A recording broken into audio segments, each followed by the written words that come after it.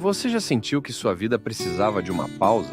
Que seu coração busca por respostas, mas não sabe por onde começar? Caminho da Fé, Descobertas na Estrada da Alma. Não é apenas um livro, é uma jornada, uma história real de superação, fé e transformação que vai inspirar você a dar o próximo passo na sua vida. Descubra como desafios podem se transformar em lições e como cada momento pode ser uma oportunidade para se reconectar com o que realmente importa. Este livro é para quem busca mais do que histórias. Busca propósito, busca inspiração, busca a si mesmo. Disponível em e-book e na versão livro físico.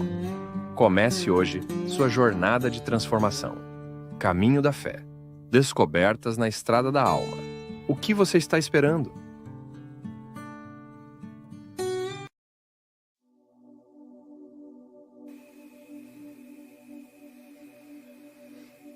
Seu sucesso na vida não depende apenas de habilidades inatas. Depende também de sua determinação de agarrar as oportunidades que surgem. Na vida, as oportunidades surgem por criação e não por sorte. São criadas por você. Hoje ou em alguma ocasião num passado recente ou distante. Como as mereceu, use-as para delas obter o máximo de vantagem.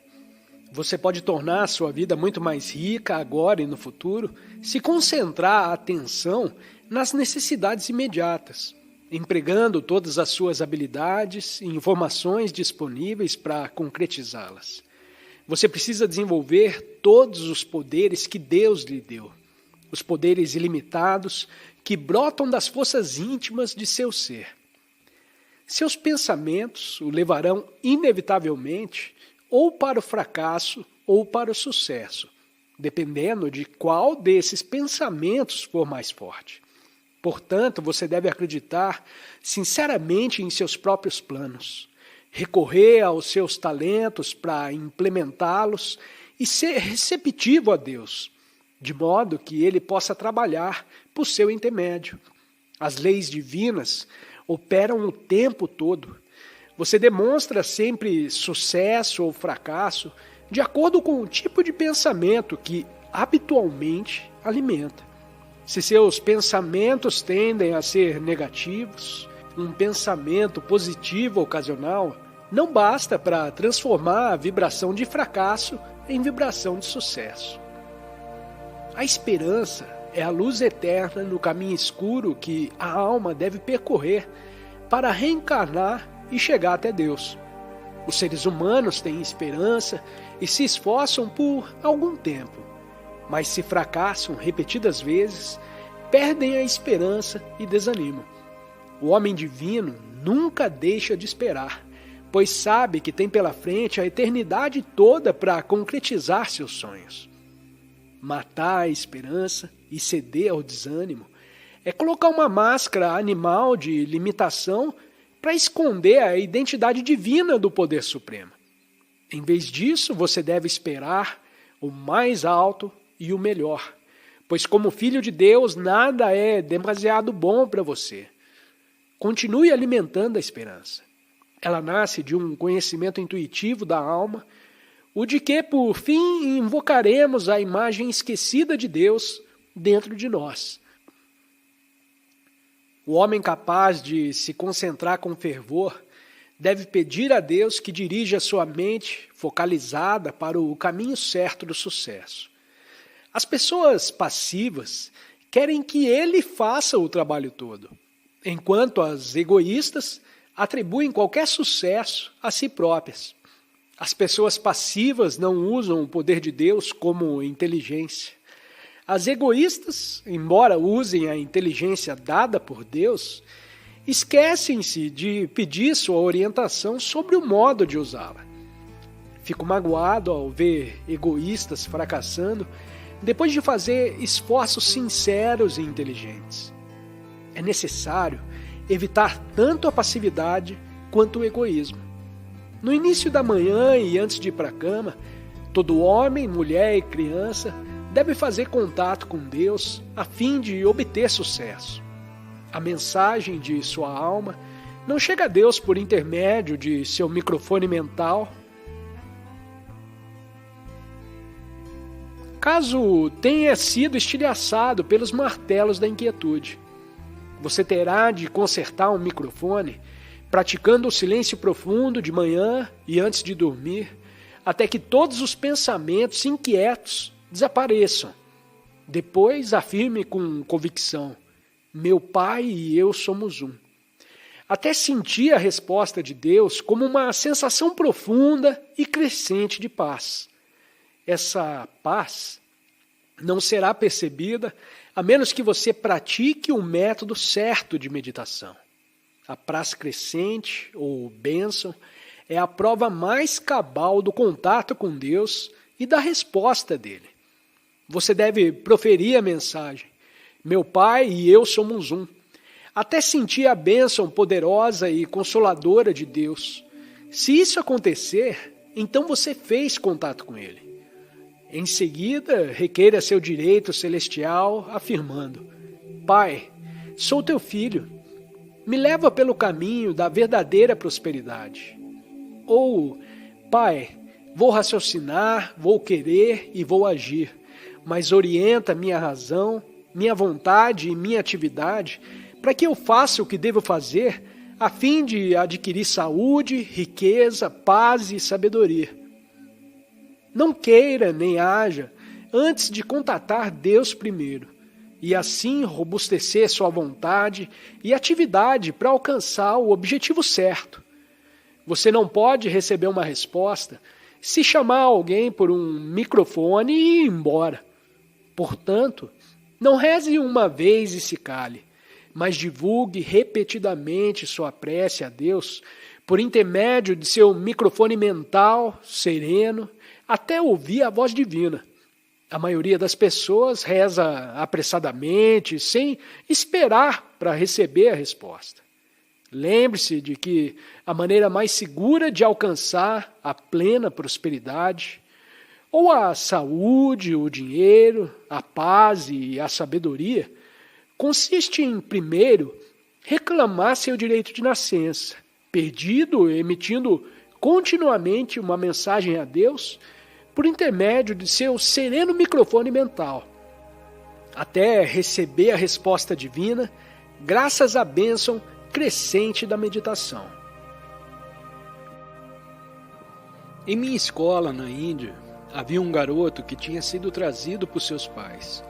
Nós costumávamos aceitar apenas crianças com menos de 12 anos de idade, mas ele era bem mais velho. Eu lhe disse que poderia ficar com uma condição: se estivesse disposto a ser bom. Tive uma conversa sincera com o garoto e lhe disse: você decidiu fumar e seus pais não querem que fume. Você os derrotou, mas não conseguiu derrotar seu próprio infortúnio. Está ferindo a si próprio. Minha flecha atingiu o alvo e ele começou a chorar e disse: meus pais viviam batendo em mim. E prossegui: pense no que está fazendo a si mesmo. Vou aceitá-lo, mas com uma condição: que eu não seja um detetive, mas um amigo. Enquanto estiver disposto a corrigir seus erros, conte comigo. Mas se mentir, não farei nada para você. A mentira destrói a amizade. Portanto, nunca minta para mim. Após aceitá-lo, lhe prometi: quando você quiser fumar, eu mesmo lhe darei cigarros. Um dia ele veio a mim e disse: estou com uma vontade doida de fumar. Dei-lhe dinheiro e o garoto mal podia acreditar no que via, e balbuciou: fique com ele. Ele não queria o dinheiro. Insisti para que saísse e fosse comprar os cigarros, mas ele se recusou. E ao fim desse cabo de guerra, declarou: talvez o senhor não acredite, mas perdi a vontade de fumar. O resultado do ensino e da disciplina foi que ele finalmente se tornou um santo. Despertei sua consciência espiritual. O ponto máximo desta consiste no esforço íntimo para subir rumo à felicidade perene. Poucas pessoas fazem esse esforço. Você, no entanto, deve se esforçar sem descanso para ser bom, mesmo que seus pecados sejam profundos, como o Oceano Atlântico. Ao longo de umas poucas encarnações, você se tornou um ser humano. porém ao longo da eternidade é um filho de Deus. Por que pensar em você mesmo como um pecador? Isso pode ser correto algumas vezes, em nome da humildade, desde que se concentre na grandeza de Deus e não em sua insignificância diante dele. Mas para que insistir na negatividade e na limitação? Se você quer encontrar algo valioso, sepultado sob um deslizamento de terra, não ficará pensando nesse objeto enquanto estiver removendo a lama? Porém, se prestar atenção apenas na lama, poderá esquecer o verdadeiro propósito de cavar e desistirá da tarefa. Não sejamos suscetíveis demais, nem tenhamos autopiedade. Isso aumenta nossa supersensibilidade. Você talvez esteja alimentando queixas contra alguma coisa, sem ninguém saber do que se trata. O melhor a fazer é olhar para dentro de si mesmo e remover a causa dessa sensibilidade. Muitas pessoas acham que devem ter piedade de si próprias e que a autopiedade lhes trará algum alívio. Mas a autopiedade é um vício como o ópio. Toda vez que um viciado em ópio toma a droga, ele mergulha mais fundo no vício. Seja duro como aço contra a autopiedade. Se o fogo da sensibilidade penetrar em seu coração e você permitir que ele fique lá, esse fogo devorará as fibras de sua paz. Você mesmo é que deve ter forças para controlá-lo, sabendo que a supersensibilidade é um agente do diabo, empenhado em destruir sua paz. Toda vez que a sensibilidade visita seu coração, ela desconecta você da canção divina da paz, que poderia soar em seu íntimo, caso você não fosse tão sensível. Quando a sensibilidade se manifestar, procure dominar suas emoções e não ponha a culpa nos outros. Assuma a responsabilidade por ela. Essa é a única maneira de repeli-la. Aquele que nasceu com alguma deficiência deve resistir bravamente à tentação de se embriagar com a autopiedade. Ter dó de si mesmo é diluir a capacidade interior de vencer. Afirme ao contrário, não existem obstáculos, apenas oportunidades. Não ponha a culpa em ninguém, nem mesmo em si próprio. Queixas e acusações não apagam o que foi feito. Apenas confirmam sua dependência de circunstâncias sobre as quais verdadeiramente você não exerce mais controle. Busque Deus no silêncio interior, reconcilie-se com aquilo que é e com aquilo que precisa ser feito para isso. Você pode remodelar todos os karmas, desde que doravante viva para a consciência da alma. A tristeza não é combatida com a tristeza, mas com a alegria. Algumas tristezas nós podemos aceitar, mas não convém permitir que fiquem conosco por muito tempo. Do contrário, elas nos roubarão a posse mais rica de nossa alma, que é a bem-aventurança perene. Um complexo de inferioridade é tão ruim quanto um de superioridade. Você é, em essência, filho de Deus, de modo que não faz sentido se achar inferior ou superior. Tanto o complexo de inferioridade quanto o de superioridade retardam o progresso da alma. Você deve sentir que Deus está em seu íntimo, orientando-o, e que Ele é seu maior amor, seu maior líder. Você é o servo de todos e, portanto, não pode achar que é superior a ninguém. Uma vez que Deus está em seu íntimo, você não pode se julgar inferior. O complexo de inferioridade nasce do contato com pessoas de mente fraca e da fragilidade de uma mente subconsciente inata. O complexo de superioridade surge de um ego arrogante e da consciência de um orgulho falso. Ambos existem na imaginação e ignoram a realidade. Nenhum dos dois pertencem à alma verdadeira e toda-poderosa. Desenvolva a autoconfiança vencendo a fraqueza e encontre sua autoconfiança em realizações concretas, cada vez mais ousadas, e ficará livre de todos os complexos de inferioridade e superioridade. O medo é um veneno mental quando não usado como antídoto, um estímulo para induzir a pessoa a acalmar-se e ter cautela. O medo atrai objetos de medo, assim como um ímã atrai partículas de ferro. O medo intensifica e multiplica por 100 nossa dor física e agonias mentais. O medo é prejudicial ao coração, ao sistema nervoso, ao cérebro. Ele destrói a iniciativa mental, a coragem, o julgamento, o senso comum, a força de vontade. O medo sufoca a confiança e o poder da alma que tudo vence. Quando alguma coisa ameaçar prejudicar você, não estrangule seus poderes mentais criativos com o medo. Use-o como um incentivo para encontrar soluções práticas contra o perigo. Diante de uma ameaça, não fique parado. Faça algo a respeito, reunindo com calma todo o poder de sua vontade e julgamento. O medo do fracasso ou da doença se alimenta de pensamentos insistentes em possibilidades adversas, até que estas se enraizem no subconsciente e, por fim, no superconsciente. As sementes do medo germinam e enchem a mente de plantas do medo, que dão frutos venenosos e amedrontadores.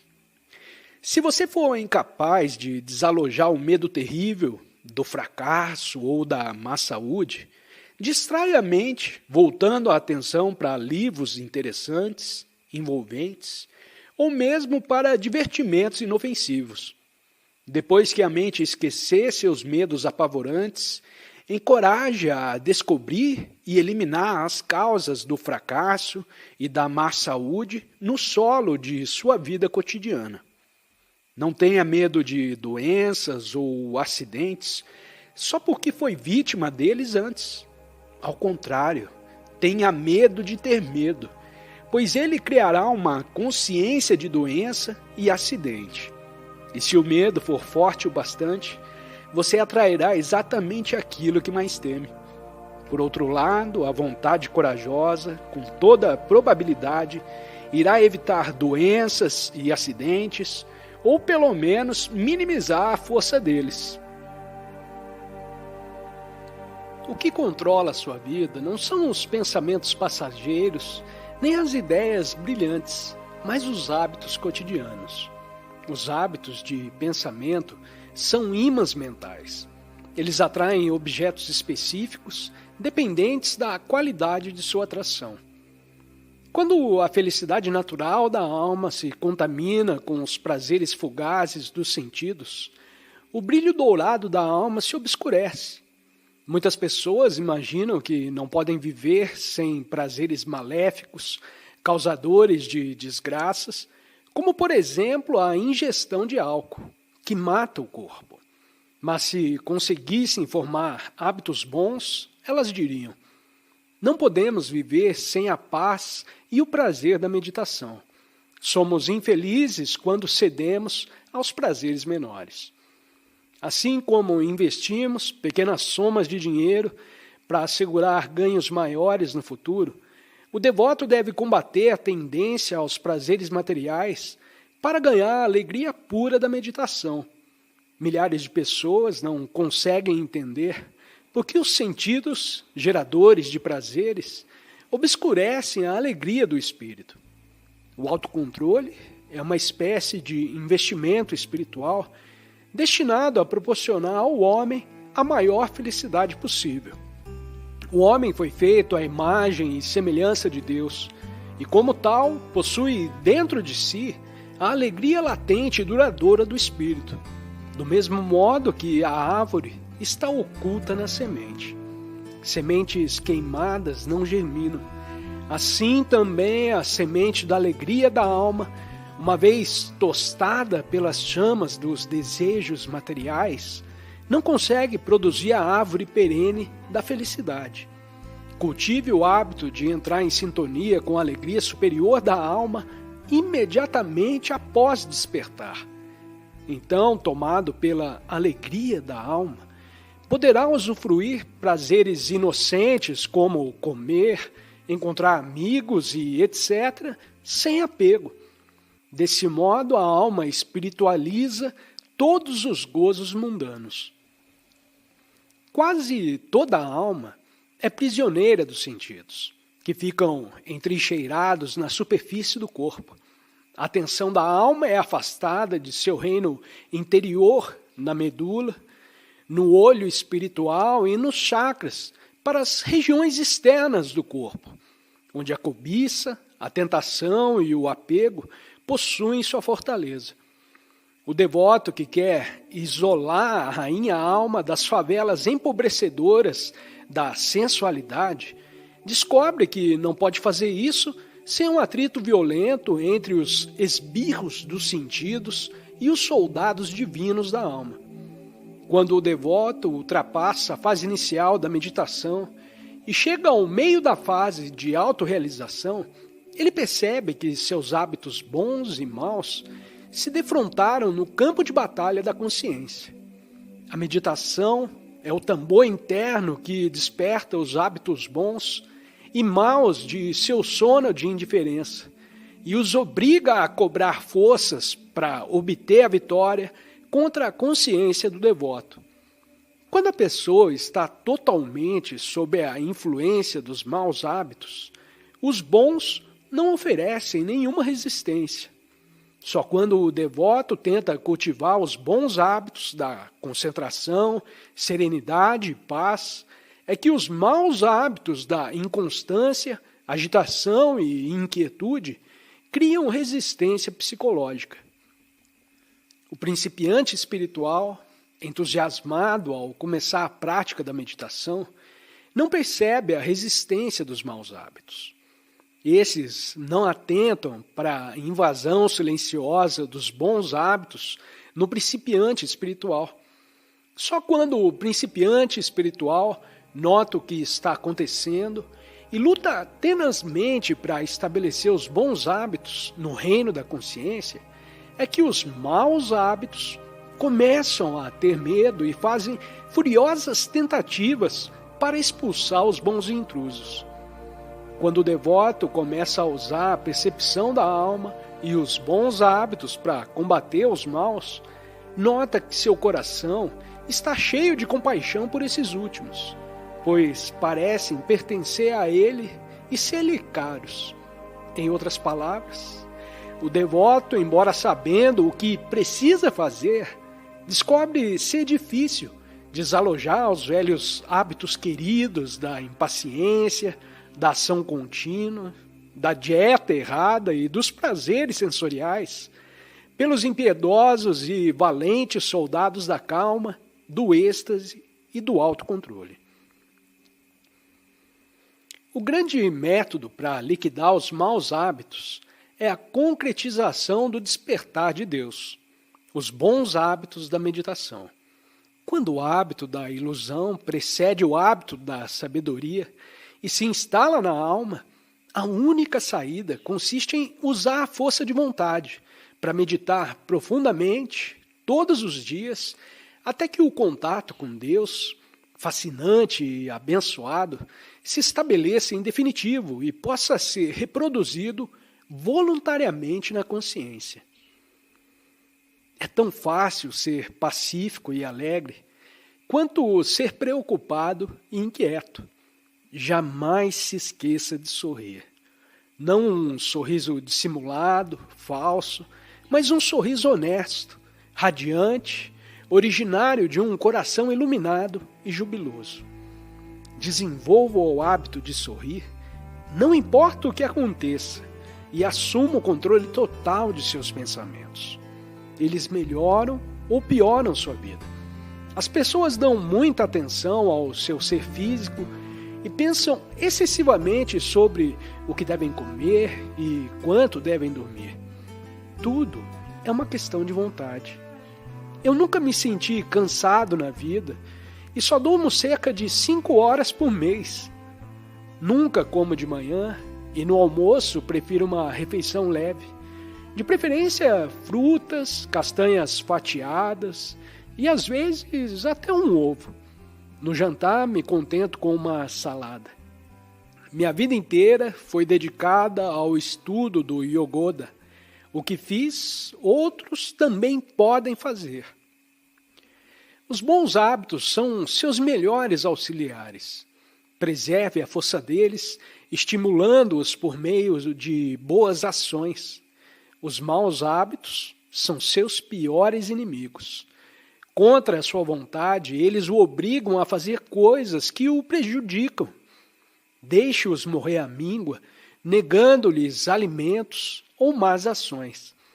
A verdadeira liberdade consiste em agir de acordo com um julgamento correto e não sob a pressão dos hábitos.